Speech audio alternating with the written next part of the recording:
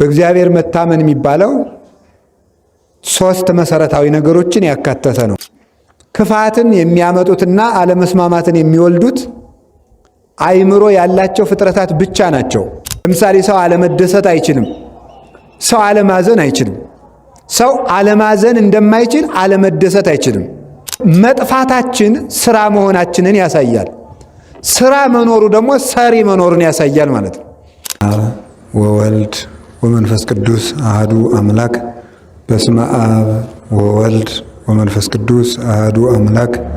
በስመ አብ ወወልድ ወመንፈስ ቅዱስ አሐዱ አምላክ። በባህሪው ሞት በመንግስቱ ሽረት የሌለበት ቅድመ ዓለም የነበረ ዓለምን የፈጠረ ዓለምን አሳልፎ የሚኖር የአባቶቻችን አምላክ ቅዱስ እግዚአብሔር በሀብት ስቦ በረድኤት አቅርቦ በቅዱስ ቦታው ስለሰበሰበን ስሙ ለዘላለም የተመሰገነ ይሁን። እናታችን ቅድስት ድንግል ማርያም ወላዲት አምላክ እግዚአብሔርን የወለደችልን ቅዱስ ሥጋውን የቆረሰበት ክቡር ደሙን ያፈሰሰበት ቅዱስ መስቀሉ ቅዱሳን መላእክት፣ ሐዋርያት፣ ሰማዕታት፣ ደናግል፣ መነኮሳት፣ ቅዱሳን እግዚአብሔር ያከበረው ስማቸው የተመሰገነ ይሁን። በረከታቸው ይደርብን። የተከበራችሁ ሊቃውንተ ቤተ ክርስቲያን፣ መምህራን፣ ካህናት፣ ዲያቆናት፣ የእግዚአብሔር ቤተሰቦች አንድ አምላክ በሚሆን በአብ በወልድ በመንፈስ ቅዱስ ስም እንደምን ዋላችሁ? እንደምን ሰነበታችሁ? እንደምን አመሻችሁ? ኃጢአታችን ይቅር ብሎ በቅዱስ ቦታው የሰበሰበን አምላካችን ስሙ የተመሰገነ ይሁን። ለቅዱሳን እለ ውስተ ምድር ተሰብሐ ኩሉ ስምረትከ በላዕሌሆሙ።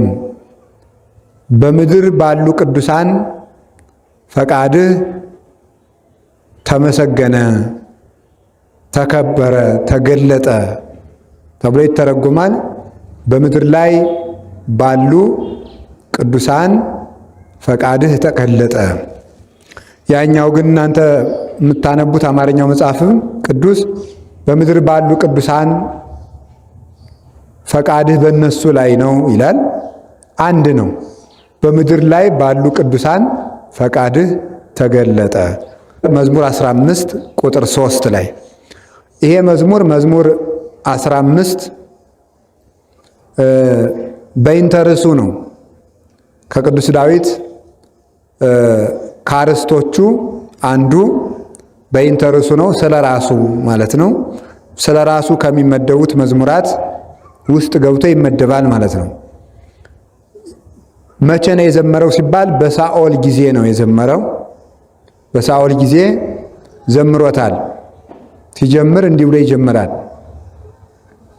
እቀበኒ እግዚኦስ መኪአከ ተወከልኩ፣ አቤቱ ባንተ ታምኛለሁና ጠብቀኝ ብሎ ለእግዚአብሔር እግዚእየ አንተ፣ እግዚአብሔርንም አንተ ጌታዬ ነህ እለዋለሁ ይላል። እግዚአብሔርን አንተ ጌታዬ ነህ እለዋለሁ። አቤቱ ባንተ ታምኛለሁና ጠብቀኝ፣ እግዚአብሔርን አንተ ጌታዬ ነህ እለዋለሁ። እንግዲህ ቅዱስ ዳዊት እግዚአብሔርን ባንተ ታምኛለሁና ጠብቀኝ ብሎ ለምኖታል። እና በእግዚአብሔር መታመን ማለት ምን ማለት ነው ነው መጀመሪያ የምናየው። በእግዚአብሔር መታመን ምን ማለት ነው? በእግዚአብሔር መታመን የሚባለው ሶስት መሰረታዊ ነገሮችን ያካተተ ነው። የመጀመሪያው እግዚአብሔር እንዳለ ማመን፣ እግዚአብሔር መኖሩን መቀበል፣ በሙሉ ልብ ማመን። ይሄ ነው በእግዚአብሔር መታመን የሚባለው። እግዚአብሔር አለ። ይሄ ፍጥረትን ተመልክቶ ሲሆን ሌላውን ጭምር ፍጥረት ተመልክቶ ካልሆነ ደግሞ ራስንም ተመልክቶ እግዚአብሔር አለ ብሎ መታመን ይገባል። የተፈጠረው ፍጥረት ሁሉ እግዚአብሔር መኖሩን ይመሰክራል። በአኗኗሩም ይመሰክራል። በአሰራሩ ባፈጣጠሩ የሚመሰክርም አለ እግዚአብሔር መኖሩን። ሌሎች ደግሞ በህብረ መልካቸው ተስማምተው በመኖራቸው እግዚአብሔር መኖሩን የሚመሰክሩ አሉ። ለምሳሌ አሁን ውሃ እና ነፋስ ጠላቶች ናቸው። ውሃና እሳት፣ እሳትና ነፋስ ጠላቶች ናቸው። እነዚህ ተስማምተው በዓለም ላይ መኖራቸው አንድ ፈጣሪ መኖሩን ያስረዳል ይላሉ እነ ቅዱስ አትናቴዎስ። ብዙ የከብት ጭራ ተስማምቶ በአንድ የመሰንቆ ቃኝታ ሲመጣ አንድ ድምፅ ይሰጣል። የመሰንቆው ጭራ በጣም ብዙ ነው፣ ግን ከሚቃኘው ሰው አንድነት የተነሳ አንድ ድምፅ ይሰጣል። ይህ ዓለም እንደ መሰንቆ ጭራ ነው። ታዲያ ይሄ የመሰንቆው ብዙ ጭራ ሲሆን ተስማምቶ አንድ ድምፅ እንደሰጠ ዓለም ብዙ አይነት ተፈጥሮ እያለው በስምምነት መኖሩ መሰንቆን የሚቃኝ አንድ ፈጣሪ እንዳለ ያስረዳል።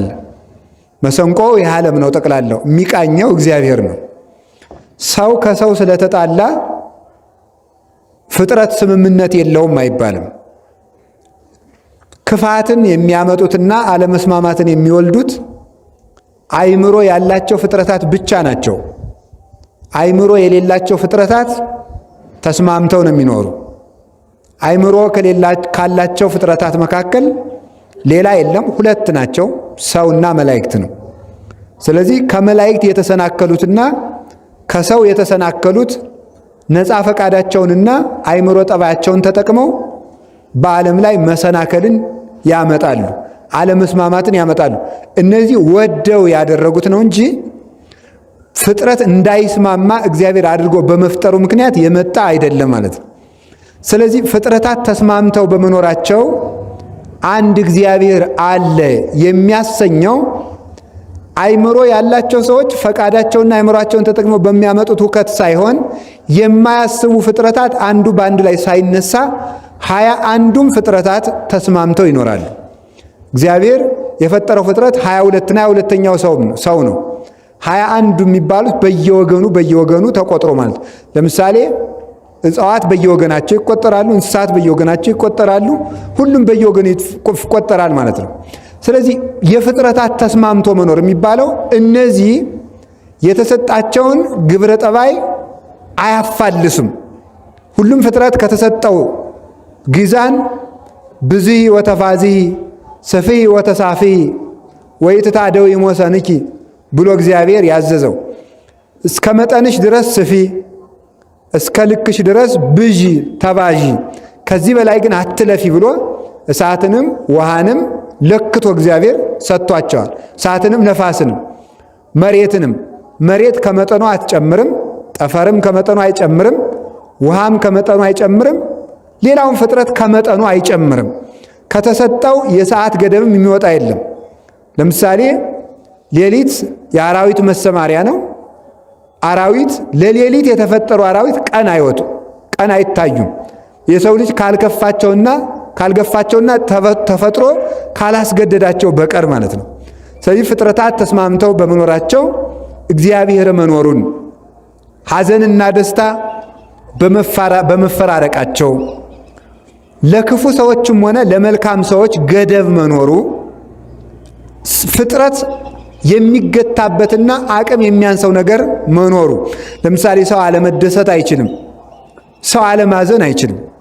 ሰው አለማዘን እንደማይችል አለመደሰት አይችልም። የሰው ልጅ አለመታመም አይችልም። በእውነት ማለት ነው።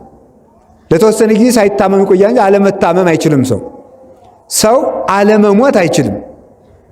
ሰው አለመተንፈስ አይችልም። ካልታመመ ወዶ አልተነፍስም ቢል ይሞታል። መተንፈስ የግድ የሚያስፈልግ ይሆናል ማለት ነው። ስለዚህ ሰው ከአቅሙ በላይ የሆኑ ነገሮች በሙሉ ከሱ በላይ የሆነ እሱን የፈጠረ ገዢ እንዳለበት ያስረዳል ማለት ነው። እና የሰዎች አቅመ ቢስነት፣ መሞት፣ ውስንነት፣ ሐዘንና ደስታ፣ ሕማም፣ ችግር፣ እነዚህ ሁሉ ስዕን፣ እነዚህ ሁሉ ነገሮች ፍርሃት እግዚአብሔር መኖሩን የሚያስረዱ ናቸው። የምንፈራው ሲኦል ስላለ ነው። ደስ የሚለን ገነት ስላለች ነው። ነፍስ ውስጡን ታውቃለች። ሕሊና የኋላውን ነገር ያውቃል። ሰው በልቶ ጠጥቶ ለብሶ ተሹሞ አግብቶ ወልዶ ሀብት ንብረት አከማችቶ በዘመድ ከብሮ ቤት ሰርቶ ተመችቶት እያለ ድንገት ቀንም ሆነ ሌሊት ሐዘን ብልጭ ይልበታል። ይህ ሐዘን ሲኦል መኖሩን ሕሊናው እየጠቆመበት ነው የሚያዝነው። ሰው ሲኦል ባይኖር ባላዘነ፣ ሰው ገነት ባትኖር ደስ ባላለው ነበረ። ስለዚህ ይሄ ሁሉ ነገር እግዚአብሔር እንዳለ ያስረዳል።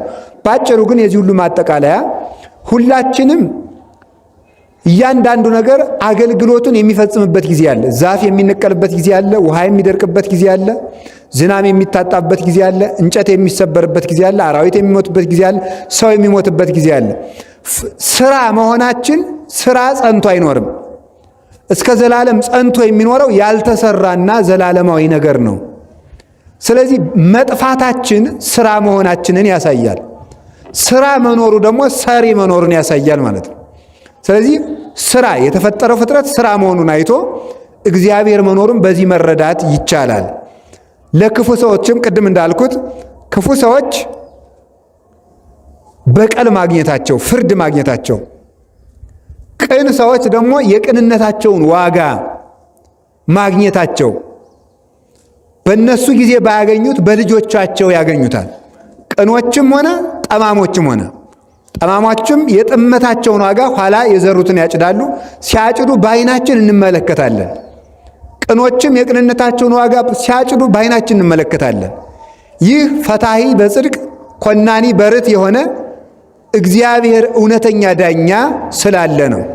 ስለዚህ እግዚአብሔር አለ ብሎ ለልብ መንገር፣ ያንም በሙሉ ልብ መቀበል ሃይማኖት ይባላል፣ ወይም በእግዚአብሔር መታመን ይባላል። እግዚአብሔርን ደግሞ አለ የምንለው በጊዜ በቦታ ሳንወሰን ነው።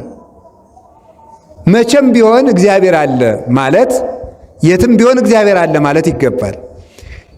መቼም የምንለው በረሃብም ጊዜ፣ በጥጋብም ጊዜ፣ በጦርነትም ጊዜ፣ በሰላምም ጊዜ፣ በበሽታም ጊዜ፣ በጤንነትም ጊዜ፣ በማግኘትም ጊዜ፣ በማጣትም ጊዜ፣ በሞትም ጊዜ፣ በሕይወትም ጊዜ፣ ደጋግ ሰዎች በበዙም ጊዜ፣ ክፉ ሰዎችም በበዙ ጊዜ፣ በሁሉም ጊዜ እግዚአብሔር አለ ብሎ ማመን በእግዚአብሔር መታመን ይባላል።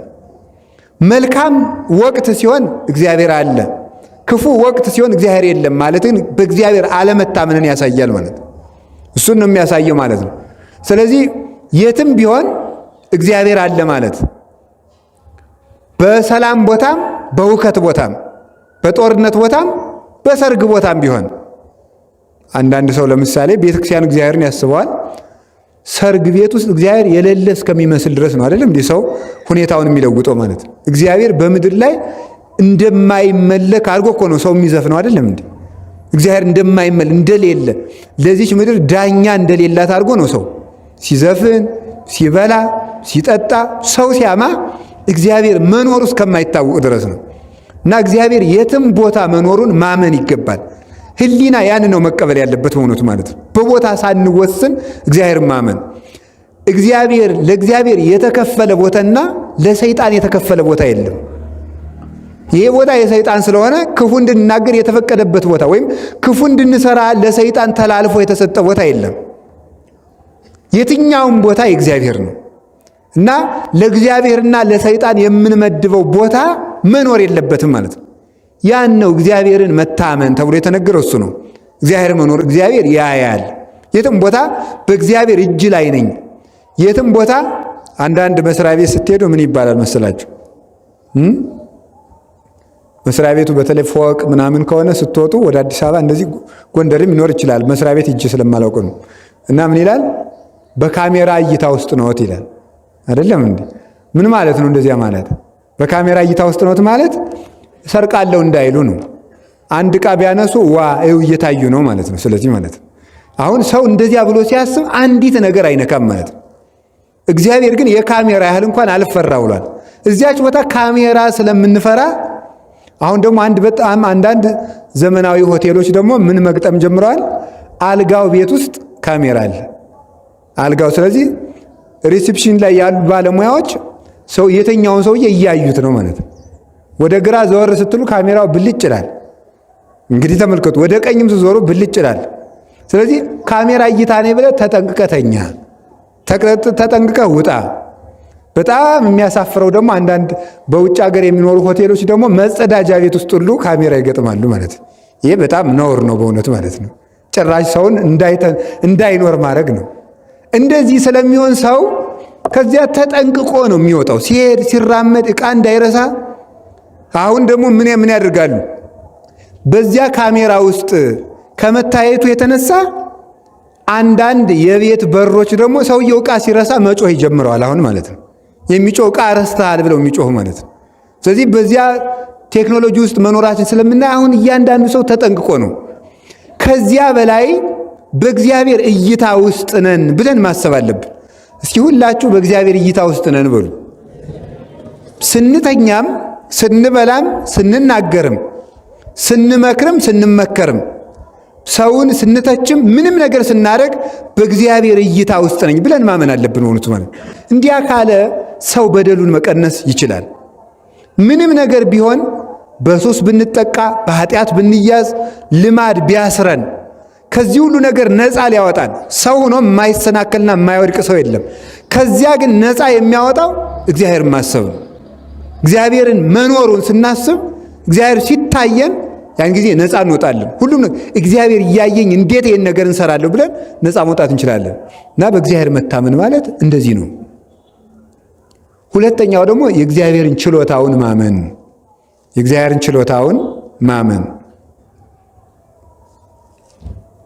የእግዚአብሔር ችሎታ የእግዚአብሔር መታመን የሚባለው አሁን መኖሩን ነው ብያቸዋለሁ ቅድም። ከዚያ ደግሞ ያ ያለው እግዚአብሔር ሁሉን እንደሚችል ማመን ነው። እኛ በሰውኛው አስምረን ያስቀመጥናቸው መስመሮች አሉ። እንዲህ ከሆነ እንዲህ ይሆናል፣ እንዲህ ከሆነ እንዲህ ይሆናል፣ እንዲህ ከሆነ እንዲህ ይሆናል፣ እንዲህ ከሆነ እንዲህ ይሆናል ብሎ ተፈጥሮ ያስቀመጠልንና እውቀት የሚነግረን ነገር አለ። እግዚአብሔር ግን ከዚያ እውቀት ውጭ በሆነ መንገድ ሊሰራ እንደሚችል ማወቅ አለብን ማለት ነው። ቆይ ለምሳሌ እግዚአብሔር እየሰማችሁ ነው አይደለም? እየሰማችሁ ነው አይደለም? አሁን አንድ በጣም አገር የሚበጠብጥ አንድ ሰውዬ አለ። ሰው ሁሉ የሰውዬ ካልሞተ ሰላም አያናገኝም የሚለው ሰው አለ እንበል ነው እንግዲህ። አለ አላልኳችሁም? ምሳሌ ነው። እንደዚህ አይነት ሰው ቢኖር ለምሳሌ እግዚአብሔር ያንን ሰውዬ ገድሎ ሰላም ማምጣት ይችላል አይችልም? በሉ እንጂ። በጣም ግሩም። ያንን ሰውዬ ገድሎ ሰላም ማምጣት ይችላል አይችልም? ምንም ነገር ያን ሰውዬ የምንዋጋበት ሰራዊት ባይኖር፣ ምንም ዳኛ ባይኖር፣ ኃይል ባይኖር ተዋግቶ ሰላም ማምጣት ይችላል አይችልም? ይሄ የምናውቀው ነው። አሁን ሌላ የማናውቀው የእግዚአብሔር አሰራር ልነግራችሁ ነው። እግዚአብሔር ያን ክፉ ሰውዬ ለውጦ ሰላም ማምጣት ይችላል አይችልም? እንደሱ ነው በእግዚአብሔር መታመን ማለት ነው።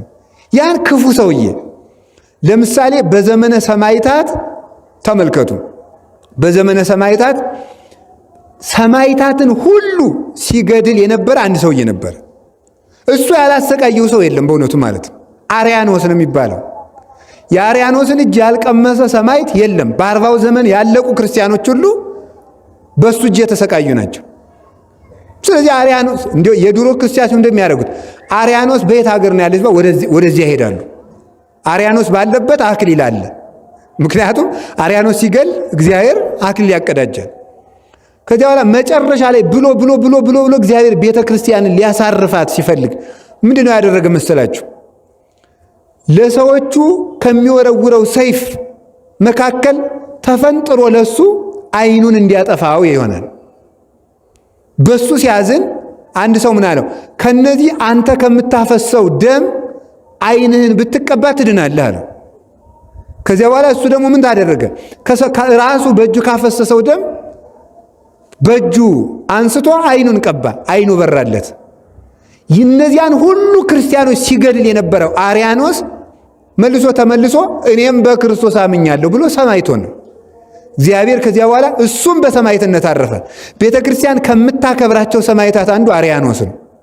ከዚያ በኋላ የእሱ ነገሥታትም እነሱን የሾሙት ሌላው ነገስታት ሌሎቹ ነገስታት ደግሞ ማሰቃየትን ሰለቹ፣ እነሱም ጠፉ። በቅዱስ ጊዮርጊስ አማካይነት 70 ነገስታትም ጠፉ፣ ቤተክርስቲያንም አረፈች ማለት ነው። እና እግዚአብሔር የማይመለሱትን አርያኖስን ክርስቲያን በማድረግ ዱዲያኖስ ደግሞ እንደማይመለስ ቅዱስ ጊዮርጊስ 7 ዓመት መክሮት የማይሰማ ደንዳና ስለነበረ ከሰማይ እሳት አውጥቶ በማስበላት እግዚአብሔር አሰራሩን በዚህ መልኩ ያከናውናል። በጊዜው ክርስቲያኖች የሚዋጉበት ኃይል አልነበራቸውም፣ ሰራዊት አልነበራቸውም። እነሱም አልቀው በጣም ጥቂቶች ነበሩ። እግዚአብሔር ግን ማሳረፍ በወደደ ጊዜ ሌሎቹ አክሊል ተቀብለው ጨረሱ። አሁን የተረፈው ክርስቲያን ፈሪና መከራን መቋቋም የማይችል ስለሆነ እግዚአብሔር የሰማዕትነት ዘመኑ እንዲቀጥል አልፈለገም። አሁን የሚቀረው ክርስቲያን ፈርቶ የሚክድ እንደሆነ ስለተገነዘበ አንዱን ክርስቲያን አድርጎ አስተካከለ። የማይመለሰውን ደግሞ ገደለና እግዚአብሔር አጠፋው ማለት ነው። የእግዚአብሔር አሰራሩ አይምሮን የሚያልፍ ነው። የእግዚአብሔር ካህሊነቱ እኛ በምናውቀው መንገድ አይደለም እግዚአብሔር ሰላም የሚያመጣው። ከምናውቀው ውጭ በሆነ መንገድ እግዚአብሔር ሰላምን ያመጣል። ስለዚህ ክፉ ሰዎች ሲሞቱም ሲኖሩም እግዚአብሔር ሰላም ያመጣል። በሉ ሲሞቱም ሲኖሩም በሉ ምን ያደርጋል? እግዚአብሔር ሰላም ያመጣል። የማይመለሱትን ገሎ የሚመለሱትን መልሶ እግዚአብሔር ሰላም ያመጣል። እና የእግዚአብሔር መግቦት አይመረመርም የሚባለው ከዚህ የተነሳ ነው። ለምሳሌ በመጽሐፍ መነኮሳት እንደተገለጠው እግዚአብሔር አሰራሩ ተመልከቱ። አሁን እናንተ በጣም መቅረት የማትፈልጉት ለምሳሌ በመሬት ተካሳችሁ ሊሆን ይችላል። በመሬት ተካሳችሁ ከዚያ ቀጠሮ መድረስ ልትፈልጉ ትችላላችሁ።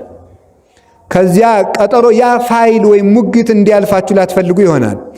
ወደዚያ እየሄዳችሁ እያለ እግዚአብሔር መንገድ ላይ 2 ወንበዴዎች ሊገሏችሁ የሚጠብቁ ቢሆን ከዚያ በኋላ እግዚአብሔር ምን ያደርጋል? መንገድ ላይ እሾህ እንዲወጋችሁ ያደርጋል።